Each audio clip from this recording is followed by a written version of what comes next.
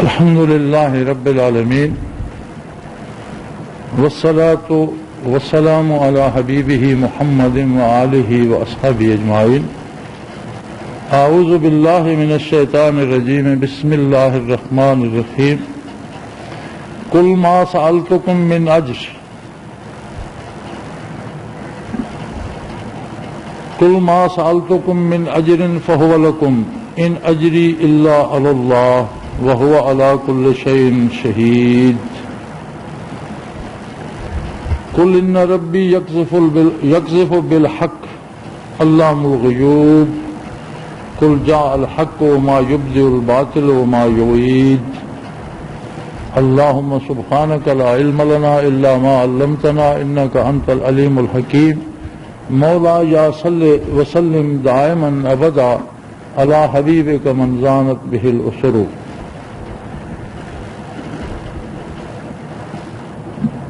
سورہ سبا کی یہ آیہ کریمہ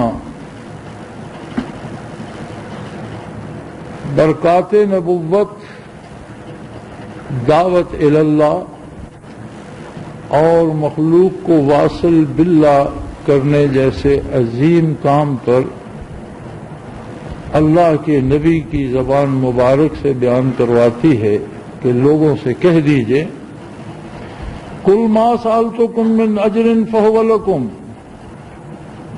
کہ تمہیں خاک سے اٹھا کر عرش نشیں کر دوں، تمہیں گمراہی اور ضلالت سے نکال کر واصل باللہ کر دوں، تمہیں مشت غبار سے اللہ کا مقرب بنا دوں، اور اتنے عظیم کام اور اتنی بڑی تبدیلی کا اگر میں نے تم سے کوئی معاوضہ طلب کیا ہے فَهُوَ لَكُمْ، تو وہ تم اپنے پاس رکھو، مجھے مت دو. ان اجری الا علی اللہ، میرا معاوضہ، میرا اجر میرے رب پر ہے، میں جس کا کام کر رہا ہوں. دین کا بنیادی اصول یہ ہے، نیکی کا بنیادی اصول یہ ہے، بھلائی کا بنیادی اصول یہ ہے کہ وہ رضائے الہی کی خاطر کی جائے. نبی علیہ الصلوۃ والسلام کے ارشاد فرمانے کا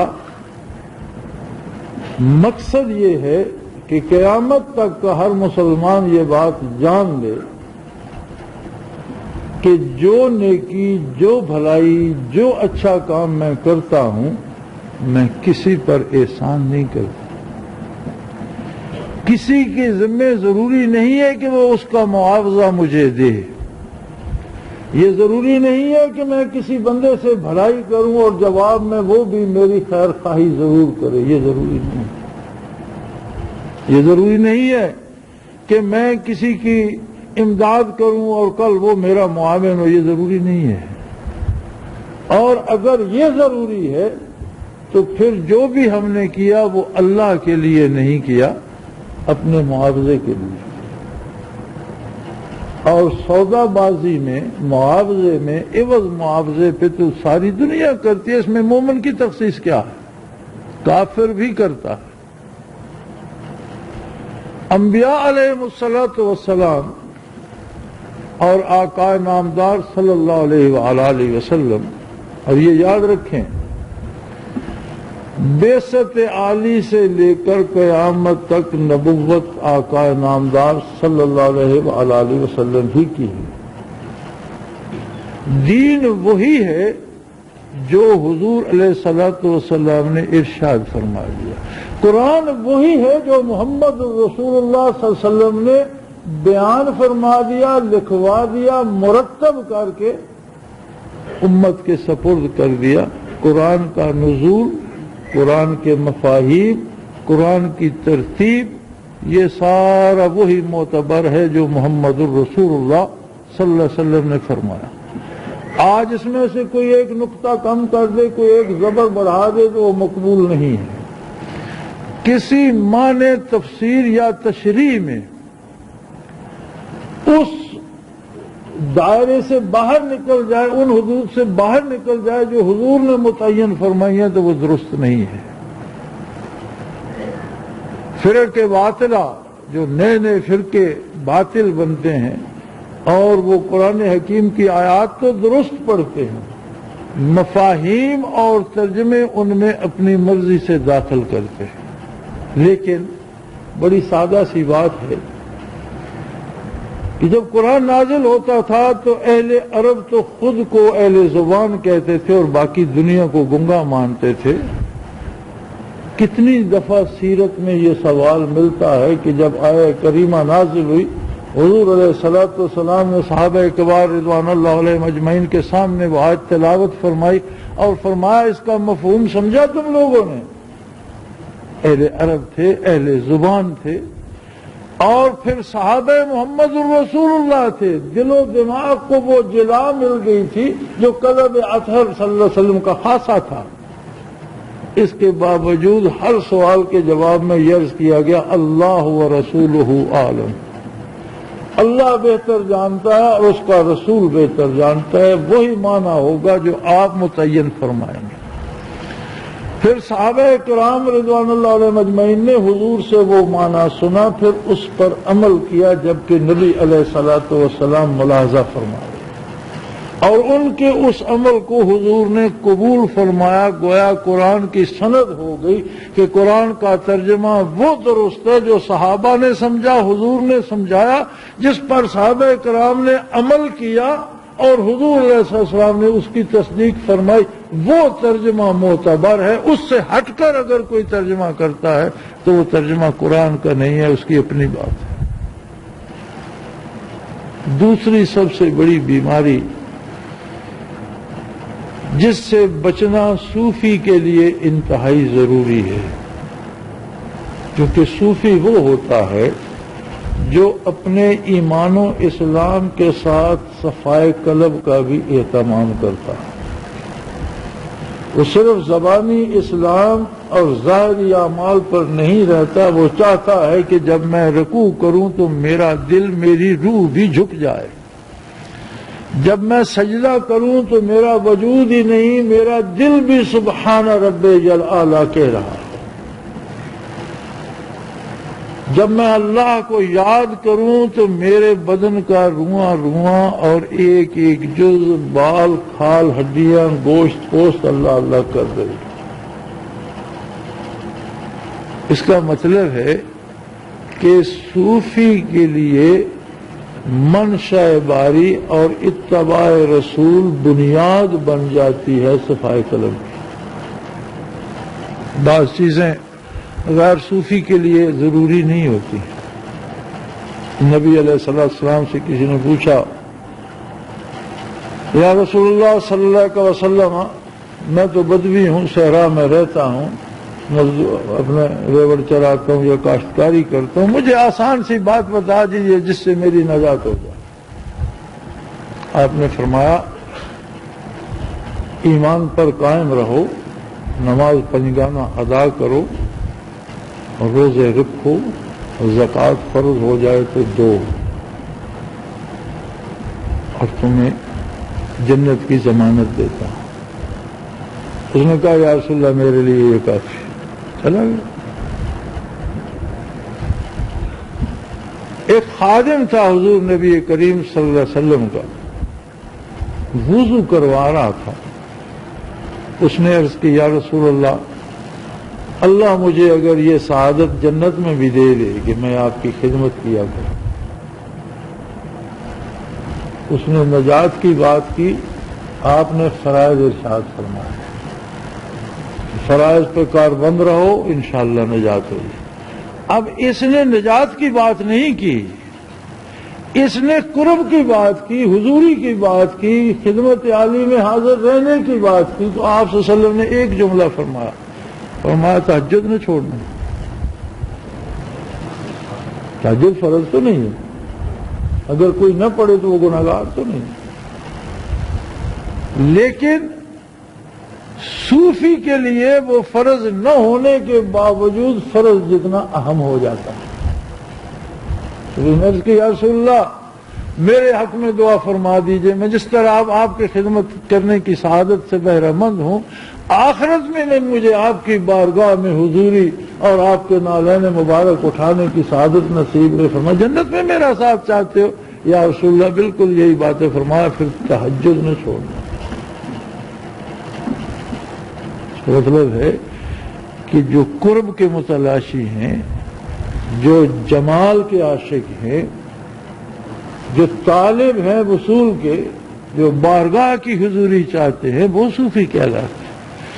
اور ان کے لیے کچھ اہتمام زیادہ بن جاتا ہے دوسروں کی نسبت. اور یہ بنیادی بات ہے اس کی. ہم جب کرتے ہیں ہم کہتے ہیں میں نے بڑی محنت کی، دیکھو میں نے اتنی جماعت بنا لی. اگر یہ خیال دل میں گزر جائے تو وہ ساری محنت عقارت گئی. جماعت کی نجات ہو جائے گی لیکن میری مشکوک ہو جائے گی. وہ بے نیاز ہے، وہ کہہ دے گا میرے بندے ہیں، میں نے ہدایت دی، تو نہ کرتا میں کسی اور کو کھڑا کر دوں. اگر موسیٰ علیہ السلام سے ہم کلام ہونے کے لیے درخت کا انتخاب کر لیا،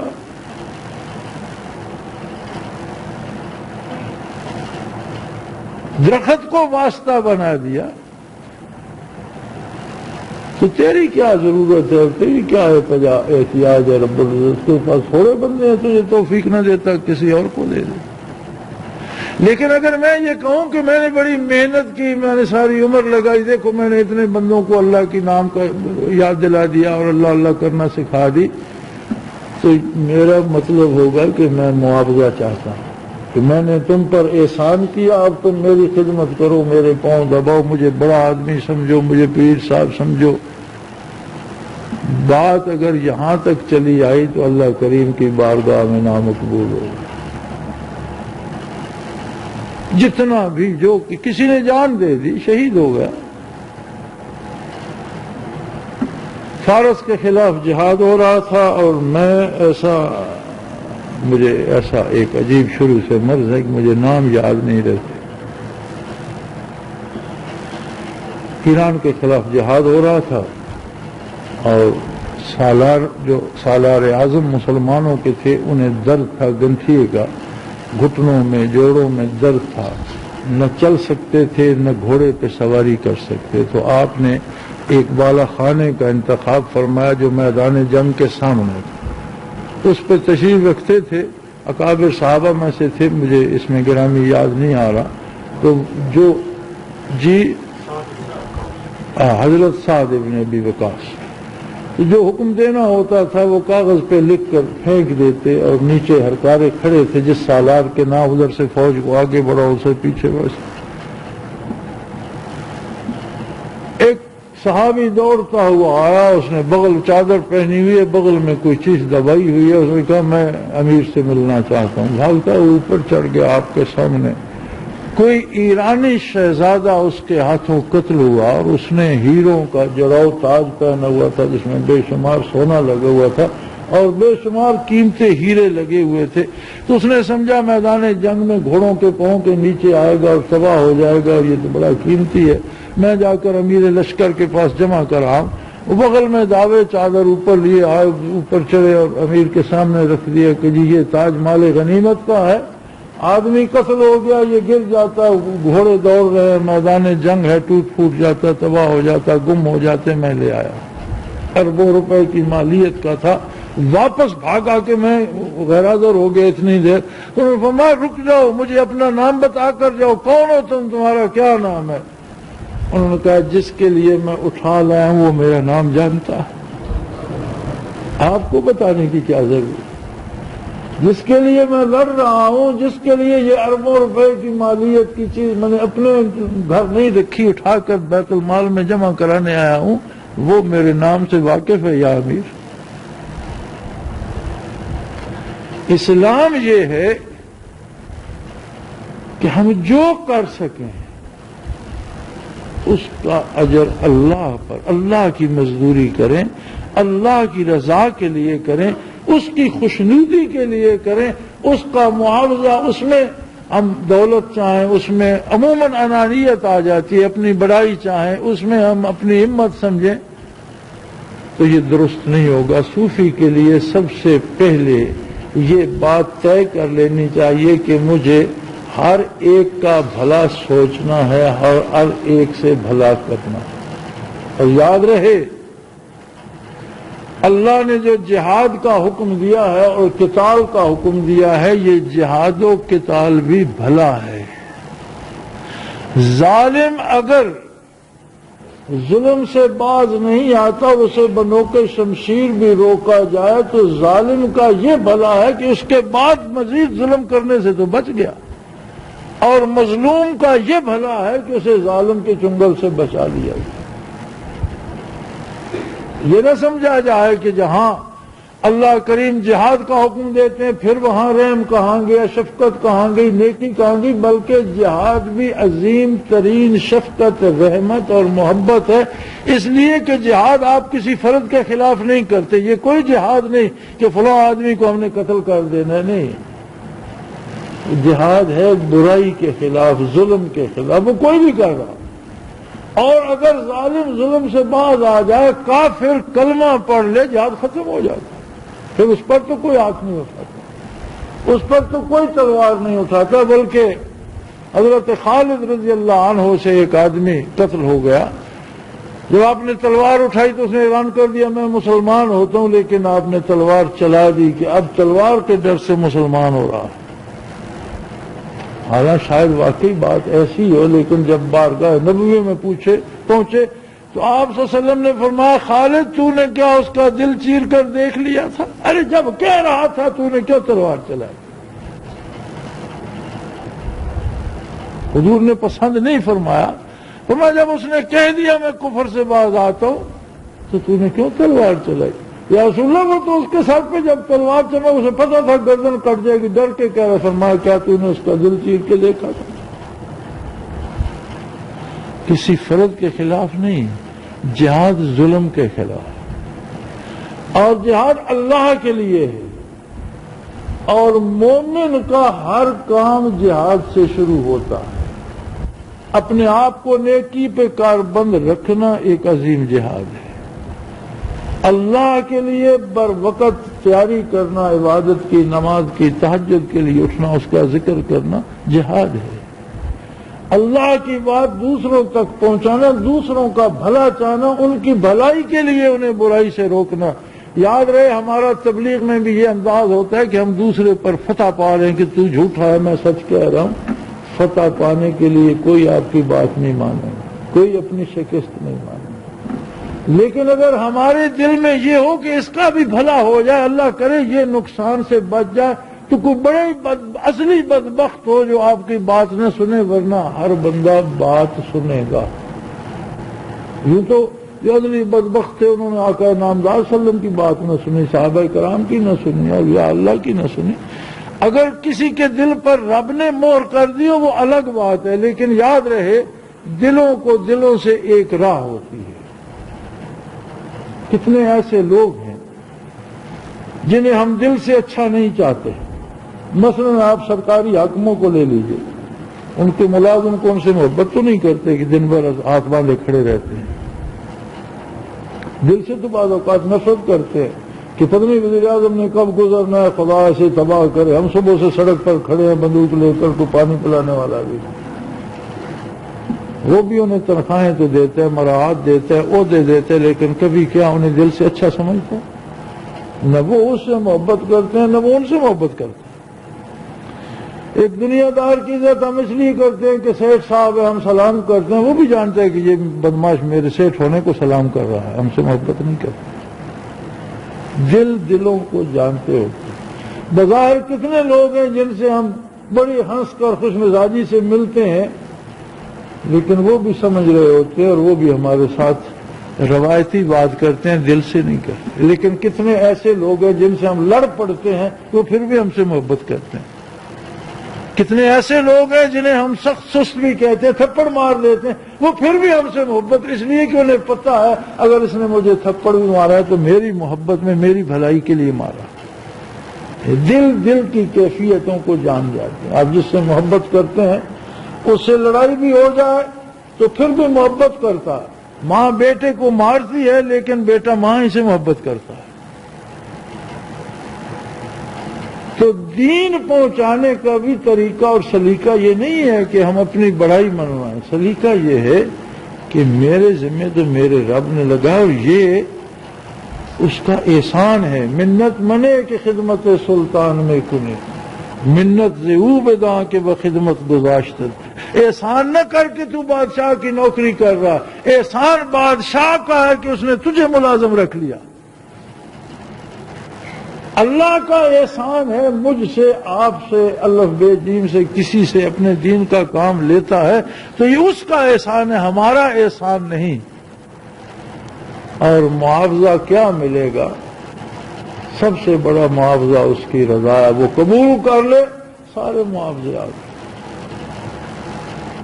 جو نیک کام ہم سے ہوتا ہے اللہ اسے انانیت سے، خود پسندی سے، ذاتی اغراض سے، ذاتی نفع کی لالچ سے بچائے اور وہ صاف ستھرا اور ایسا ہو کہ اللہ اسے قبول کر لے تو اتنے معاوضے مل گئے کہ میں اور آپ سوچ بھی نہیں سکتے کہ اس کی رضا کا مطلب کیا ہے.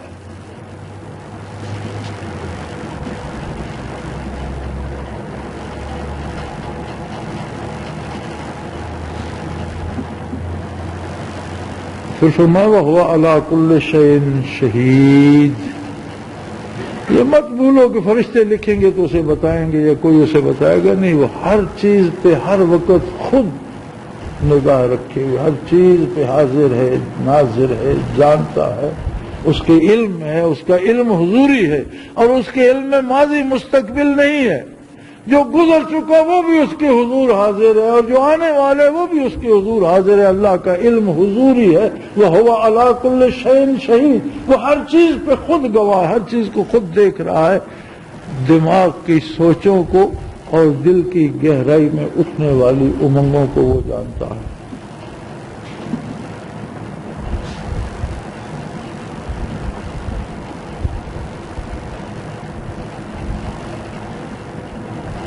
یہ بات یاد رکھو، حق گھڑا نہیں جاتا.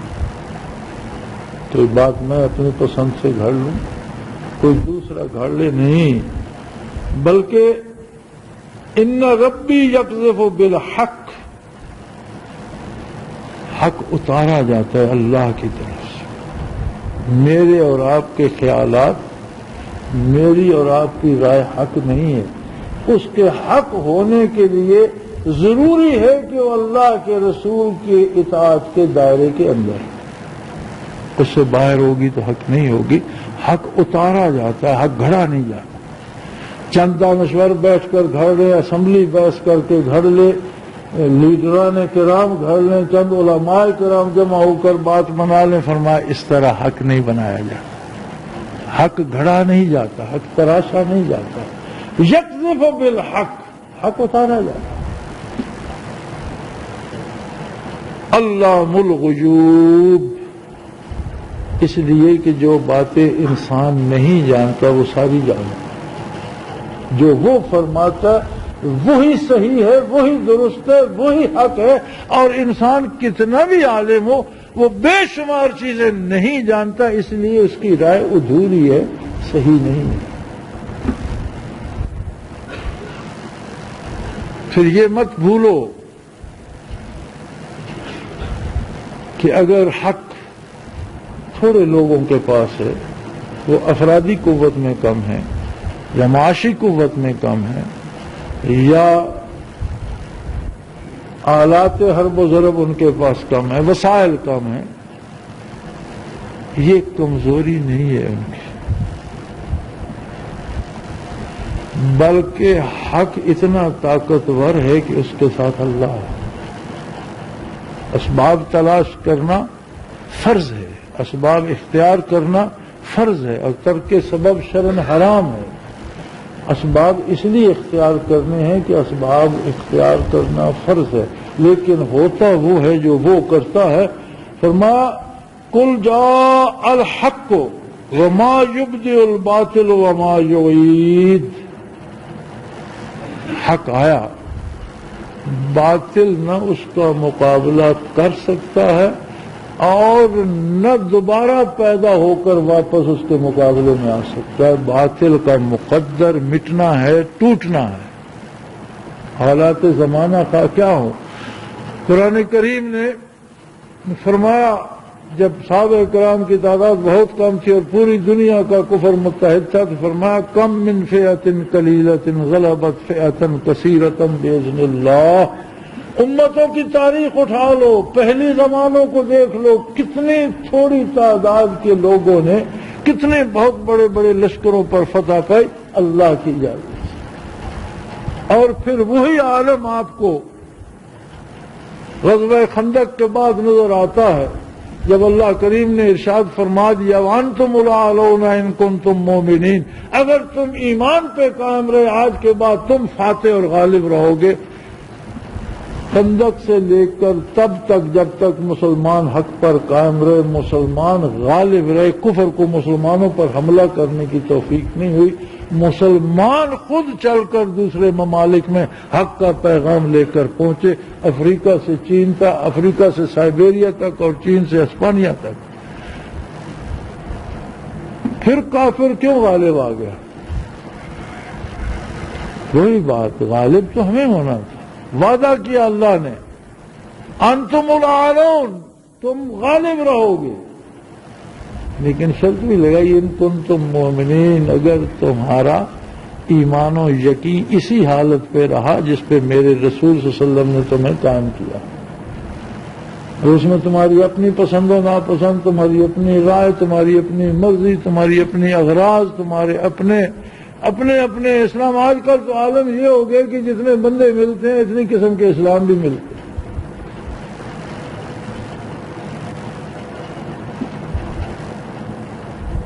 تو فرمایا اس بات سے مت گھبراؤ کہ کبھی تم کمزور ہو گئے ہو، حق پر قائم رہنا شرط ہے، کثرت کے ساتھ رہنا شرط نہیں ہے، اور وہ قادر ہے باطل جتنا بھی غالب ہوگا آخر مٹنا اس کا مقدر ہے، اور قائم رہنا حق کا مقدر ہے، حق کا خاصہ ہے۔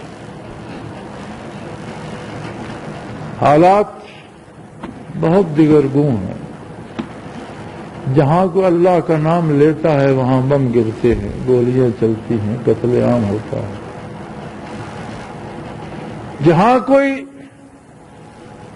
توحید و رسالت اور نظام اسلام کی بات کرتا ہے وہاں دنیا کا کفر بھڑک اٹھتا ہے۔ اور اب صورتحال یہ ہے کہ پوری دنیا کا کفر متحد ہے اور ساری دنیا کے منافق بھی اس کے ساتھ، یعنی ایک ایسی عجیب صورتحال پیدا ہو گئی ہے اب جو سامنے ہے کہ پوری دنیا کا کفر متحد ہے اور پوری دنیا کے منافق بھی اعلانیہ اس کے ساتھ، اور اس بات پہ مصر ہیں کہ نظام کافر ہی کا چلے گا، اسلام کا نظام نہیں چل سکتا۔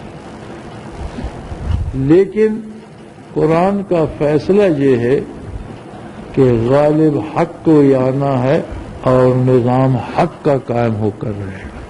اب اس میں آزمائش یہ ہے کہ ہمیں حق کا ساتھ دینے کی توفیق ملتی ہے یا ہم بھی باطل کا روب دے کے دب جاتے ہیں۔ نبی علیہ الصلوۃ والسلام کی ارشادات عالیہ کو پڑھا اور سمجھا جائے تو آپ نے ساری منظر کشی فرما دی کہ دنیا کا کفر جب اسلام کو مٹانے کے لیے متحد ہوگا تو مار کے حق کو باطل بپا ہوگا اور میدان جنگ ہوگا الہند۔ نبی علیہ الصلوۃ والسلام نے کابل کا نام نہیں لیا، افغانستان کا نام نہیں لیا، کشمیر کا نام نہیں لیا، پنجاب یا بلوچستان کا نام نہیں، فرمایا الہند، اور الہند برما سے شروع ہو کر افغانستان کی دریائے آمو تک جاتا ہے جہاں تک ہندوستان کے حکمرانوں نے حکومت کی۔ یہ برے صغیر ہے اور برے صغیر میدان کارزار ہے، اور نظر بھی ظاہراً بھی آ رہا ہے یہ اللہ کا نام لینے والے اور اللہ کے نام کو سینوں میں بسانے والے اور اللہ کی راہ پہ جانے دینے والے اور اللہ کی عبادت کرنے والے اور اللہ کا دین جاننے والے لوگ اس خطے میں جمع ہو گئے۔ اس میں دنیا کی نسبت زیادہ ہے، جو باہر تھے ان کا رجوع بھی ادھر ہے، اور پوری دنیا کا کفر بھی اسی خطے کو تاک کر بیٹھے کہ انہیں ملیا میٹ کر دو۔ شاید وقت آ رہا ہے کہ جب حق کی طرف سے بھی ایسا جواب آئے گا کہ مٹنا باطل کا مقدر ہو جائے گا۔ سو میرے بھائی، اللہ کریم آپ کی محنت قبول فرمائے۔ جتنی محنت ذکر اذکار پہ کرتے ہو اتنی اس سے زیادہ محنت آداب تصوف کے ملحوظ خاطر رکھنے پہ کرو۔ جو توفیق اللہ دیتا ہے اس کا معاوضہ اللہ ہی پر رہنے دو، کسی پر توقع نہ رکھو۔ ہو سکے تو اللہ کے بندوں کو اللہ کی ناراضگی سے بچانے کا کام بہت بڑا کام ہے۔ حضرت علی رضی اللہ عنہ کو ایک جہاد پر روانہ کرتے وقت نبی علیہ الصلوۃ والسلام نے فرمایا، علی، 1000 کافر کو بحالت کفر قتل کر دینے سے اللہ کو یہ بات زیادہ پسند ہے کہ ایک کافر کو مسلمان کر کے دوزخ سے بچا دیا جائے۔ اگر کوئی مسلمان ہو تو اسے موقع دے۔ اگر اللہ کافر کی اصلاح پہ بھی اتنا راضی ہوتا ہے تو کوئی بیچارہ مسلمان بھٹکا ہوا ہے، کمزور ہے، خطا کار ہے، تو اس سے نفرت نہ کرو، اس سے محبت کرو اور اسے اعتماد دلاؤ کہ میں تمہاری بہتری چاہتا ہوں۔ پھر اسے نیک مشورہ دو کہ وہ اپنی محبت میں سمجھے میری بھلائی کے لیے کہہ رہا ہے، مجھ پر مسلط ہونے کے لیے نہیں کہہ رہا۔ یہ مساجد جو اللہ کریم نے پناہ گاہیں بنائی تھی خطا کاروں کے لیے، گمراہوں کے لیے، بھولے بھٹکے انسانوں کے لیے، ان المساجد للہ، یہ تو اللہ کا گھر تھا، اور اللہ کے گھر تو جو بھی پناہ چاہے اسے ملنی چاہیے۔ ہماری یہ بدنصیبی کہ ہم لوگوں کو ایمان کی دعوت دینے کی بجائے جو ٹوٹے پھوٹے مسلمان ہیں ان پر کفر کے فتوے لگاتے رہے، فلاں بھی کافر، فلاں بھی کافر، فلاں بھی۔ ایسی بدنصیبی ہے کہ کسی مسجد میں جا بیٹھو پتہ چلتا ہے کہ کوئی میدان کارزار میں آ گیا اور کشتوں کے پشتے لگ رہے ہیں، فلاں بھی کافر، فلاں بھی مشرک، فلاں بھی پھر اگر کوئی کافر ہے تو کافر تو پہلے سے، آپ اس پر کیا کمال کر رہے ہیں؟ آپ کا کمال تو یہ ہے کہ اسے کفر سے اسلام میں لے آئیں۔ اگر کوئی گناہ گار ہے تو آپ اسے نفرت کر کے بھگا دیں گے، ہماری مسجد میں مت آؤ، تو کیا اس کی اصلاح ہو جائے گی؟ کوئی آتا ہے تو اللہ کا گھر ہے، اسے آنے دو۔ غلط کرتا ہے تو غلط کر تو رہا ہے نا، کچھ تو کر رہا ہے، کرنے پہ قائم ہو گیا تو وہ خود بھی سوچے گا جب کرتا ہوں تو مجھے صحیح کرنا چاہیے۔ وہ غلط کر رہا ہے، اب اس کے سامنے صحیح کرے تو وہ بھی پوچھے گا تو صحیح کہ میں نے تو ایسے کیا، آپ نے ایسے کیا، آج خود بات صاف ہو جائے گی۔ اللہ کے بندوں سے محبت کرو اللہ کے لیے اور انہیں اللہ کے پاس واپس لاؤ۔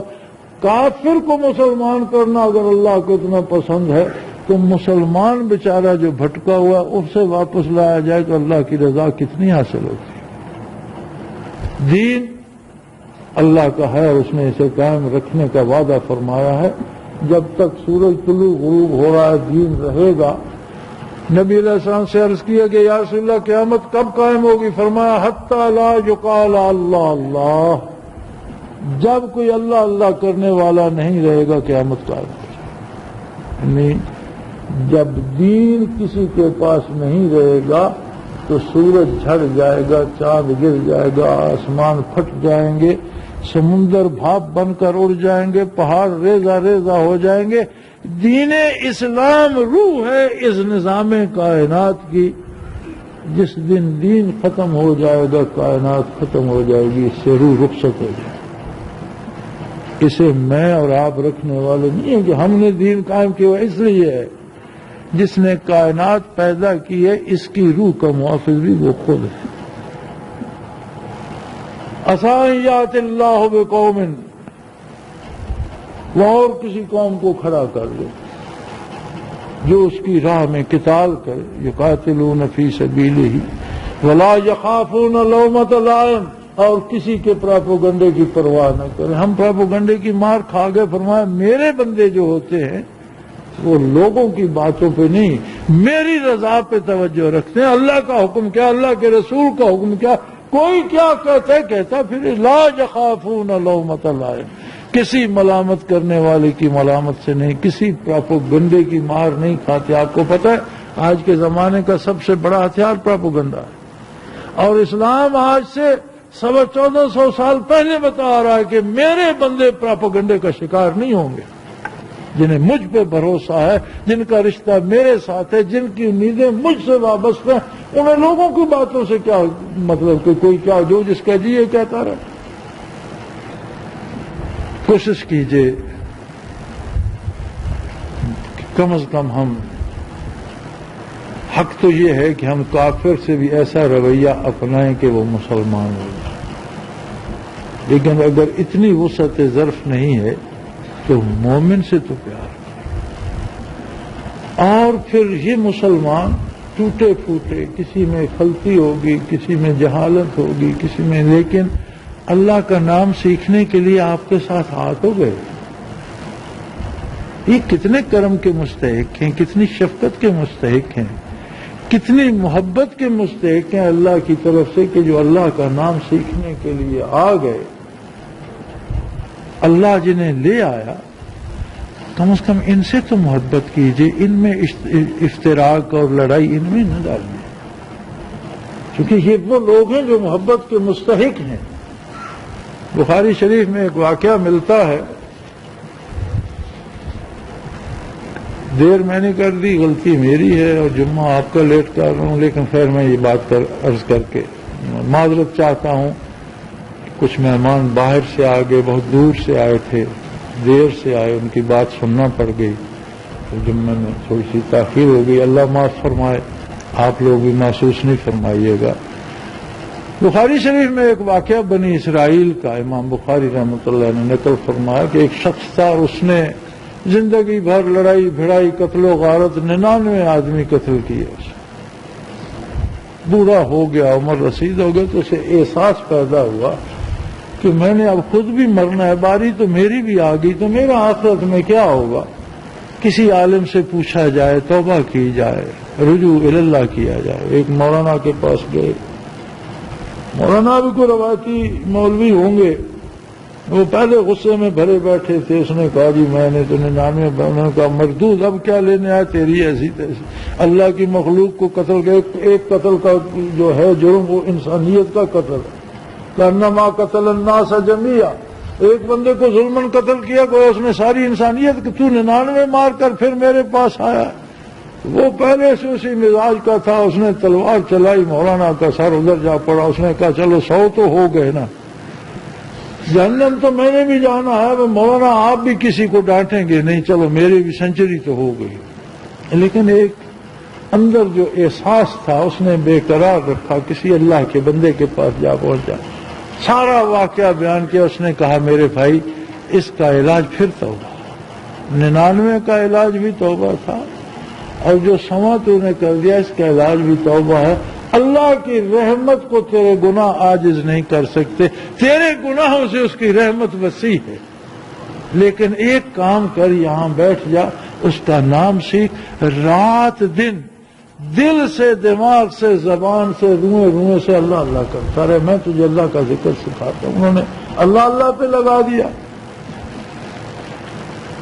کچھ دنوں بعد اسے رخصت کیا کہ اب جاؤ اور اس طرح اللہ اللہ کرتے رہو. لیکن فرمایا ایک بات ہے, اگر واپس اپنی بستی جاؤ گے تو جن لوگوں میں رہ کر تم نے 100 قتل کیے, میں ایسے سمجھتا ہوں کہ ماحول اور معاشرہ بھی ایسا ہے کہ وہاں بندہ مجبور ہو کر لڑائی بھڑائی پہ آ جاتا ہے. برے لوگ ہیں ادھر مت جا, فلاں بستی کی طرف چلا جا, وہاں نیک لوگ ہیں, اللہ اللہ کرنے والے لوگ ہیں, ذاکرین ہیں, ان میں جا کر رہ جا, جو باقی عمر چند روز ہے وہاں بسر کر. اس نے ان کی بات مان لی, اس طرف چل پڑا. جب تھوڑی دور گیا تو موت آ گئی. جہنم کے فرشتے جہنم کی زنجیریں لیے ہوئے, کوڑے لیے ہوئے, جہنم کا لباس لیے ہوئے آ گئے. جنت کے فرشتے جنت کی خوشبوئیں اور خوبصورت لباس اور پھول اٹھائے ہوئے آ گئے.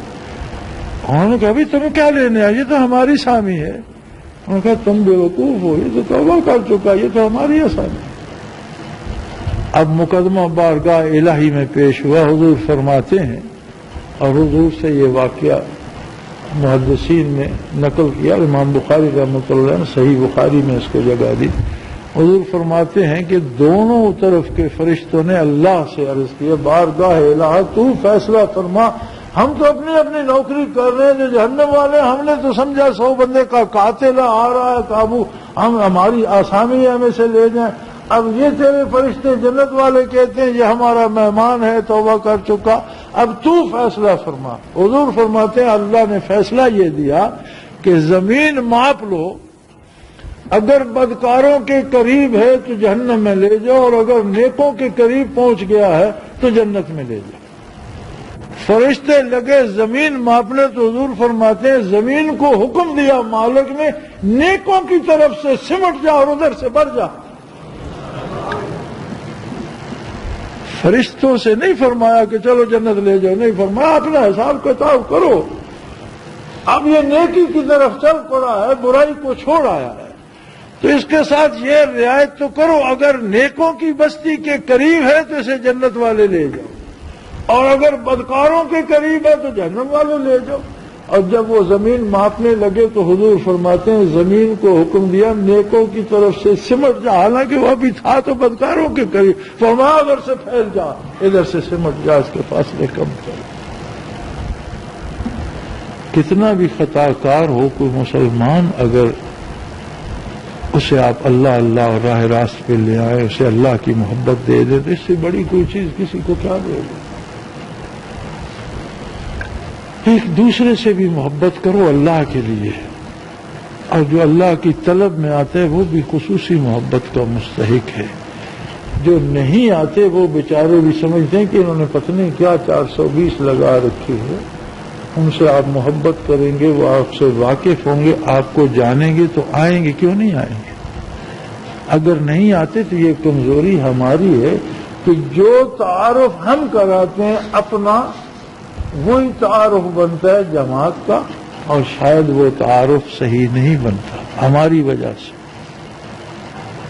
کبھی ہماری ذاتی خواہشات آڑے آ جاتی ہیں، کبھی کوئی بڑے سے بڑی خطا ہو گئی، اللہ سے معافی طلب کرو، وہ کریم ہے اور کسی بندے کا کوئی گناہ اس کی رحمت کو عاجز نہیں کر سکتا۔ ایک دوسرے کے حق میں دعا کیا کرو، اگر سمجھو کہ فلاں شخص سے خطا ہو گئی ہے، اس کی خطا کو اچھالنے کی بجائے اس کا حق بنتا ہے اس کے لیے دعا کرو کہ اللہ اسے اس گناہ سے بچا لے۔ اگر اسے روک نہیں سکتے تو دعا تو کر سکتے ہو، یہ شاید زیادہ فائدہ مند ہو اس کے لیے۔ ایک دوسرے کے لیے دعا کرو، عامت المسلمین کے لیے دعا کرو، اور یہ یاد رکھو غالب حق کو آنا ہے، اور انہی کو غالب آنا ہے جو حق کے ساتھ قائم رہیں گے۔ دنیاوی صورتحال بدلتی رہے، جہاں اس کا جی چاہے چلی جائے، اور جس کا جی چاہے جو کہتا رہے، ہوگا وہی جو اللہ چاہے گا، اور ہوگا وہی جو محمد الرسول اللہ صلی اللہ علیہ وسلم نے فرما دیا انشاءاللہ العزیز۔ دعا یہ ہے کہ اللہ ہمیں خطاؤں سے درگزر فرما کر ان لوگوں میں شامل رکھے جو غزوۃ الہند میں اسلام کی طرف سے جانیں پیش کریں گے۔ آخر دعوانا الحمدللہ رب